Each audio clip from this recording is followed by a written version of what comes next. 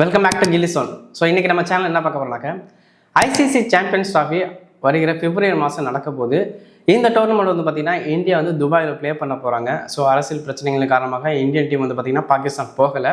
So Pakistan cricket வாரியம் ரொம்ப கெஞ்சி கேட்டாங்க, பட் அது நடக்கலை. வழக்கம் போல் ஹைப்ரிட் முறையில் துபாயில் இந்தியா ப்ளே பண்ண போகிற மேட்சஸ் நடக்க போகுது. இந்த மேட்ச்சில் வந்து பார்த்திங்கன்னா கண்டிப்பாக முகமது ஷமியை ப்ளே பண்ண வைக்கணுங்கிறது ஒரு தாழ்மையான கருத்தாக தான் நம்ம யோசிக்கிறோம். ஏன்னா வந்து பார்த்திங்கன்னா பார்டர் கவாஸ்கர் ட்ராஃபியில் வந்து பார்த்திங்கன்னா முகமது ஷமி ப்ளே பண்ணியிருந்தாருன்னா மேபி ரிசல்ட் கூட டிஃப்ரெண்ட்டாக இருக்கும். அந்தளவுக்கு ஒரு பயங்கரமான ஒரு பவுலர். ஆக்சுவலாக ஜஸ்பிரீத் பும்ராவுக்கு துணையாக எந்த பவுலருமே இந்தியன் டீமில் வந்து பயங்கரமாக பர்ஃபார்மன்ஸ் பண்ணல. ஆக்சுவலாக இந்தியன் பேட்ஸ்மேன்ஸ் வந்து அந்தளவுக்கு பர்ஃபார்மன்ஸ் பண்ணல. அதேமாதிரி பவுலிங் யூனிட்டில் வந்து பார்த்திங்கன்னா நம்ம ஜஸ்பிரீத் பும்ரா மட்டும் தான் நல்லா போட்டு இருந்தார். மற்றபடி வேறு யாரும் பெருசாக பர்ஃபார்மன்ஸ் பண்ணலை. அவருக்கு துணையாக எந்த பவுலரும் இல்லை. ஒருவேளை நம்ம முகமது ஷமி இருந்ததுனால கண்டிப்பாக ரிசல்ட் வேறு மாதிரி கூட ஆகிருக்கலாம்.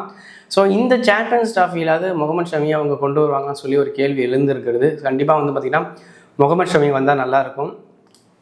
ஸோ அதே மாதிரி வந்து இப்போ இந்தியனுடைய ஓடிஐ பேட்ஸ்மேனாக இருக்கக்கூடிய நம்ம ரோஹித் சர்மா, விராட் கோலி பர்ஃபார்மன்ஸ்லாம் வந்து பார்த்திங்கன்னா பார்டர் கவாஸ்கர் ட்ராஃபியில் பெருசாக இல்லை. அவங்களும் வந்து தங்களை நிரூபிக்க வேண்டிய ஒரு சூழ்நிலையில் கட்டாயத்தில் இருக்கிறாங்க. அதேமாதிரி கௌதம் கம்பீரோட கோச்சும் பர்ஃபார்மன்ஸ் வந்து அந்தளவுக்கு பர்ஃபெக்டாக இல்லை. ஸோ இந்தியா ரீசன்ட் டேஸில் பயங்கரமாக தோல்வியை சந்திச்சுட்டே வராங்க.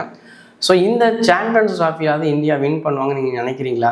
ஸோ எந்த மாதிரி ஒரு காம்பினேஷன்ஸ் இருந்தால் கண்டிப்பாக இந்திய டீம் இந்த மேட்ச்சில் வந்து சாம்பியன்ஸ் ட்ராஃபியாக கெட் பண்ண முடியும் நீங்கள் நினைக்கிறீங்க?